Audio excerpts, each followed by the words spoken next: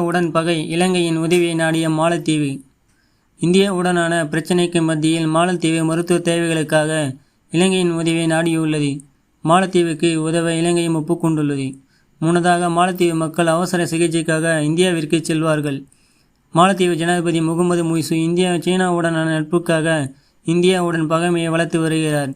ஜனாதிபதியாக பதவியேற்றத்தில் இருந்து இந்தியாவுக்கு எதிரான பல நடவடிக்கைகளை எடுத்துள்ளார்.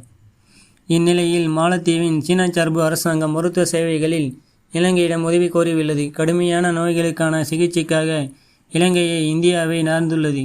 ஆனால் இலங்கை தனது நாட்டிலிருந்து வரும் நோயாளிகளை கொழும்பில் விமான ஆம்புலன்ஸ் மூலம் சிகிச்சை பெற அனுமதிக்க வேண்டும் என்று மாலத்தீவு கேட்டுக்கொண்டுள்ளது. மாலத்தீவு போக்குவரத்து மற்றும் சிவில் விமான சேவைகள் அமைச்சர் முகமது அமீனும் இந்த விடயம் தொடர்பாக இலங்கை பிரதமர் நெமல் சிறிபால டி சில்வாவை கொழும்பில் செவ்வாய்க்கிழமை சந்தித்தார். சந்தித்த பிறகு முகமது அமீன் சமூக ஊடக தளமான எக்ஸில் மருத்துவ வெளியேற்றத்தில் மாலத்தீவுக்கு உதவ இலங்கை ஒப்புக்கொண்டதாக கூறினார்.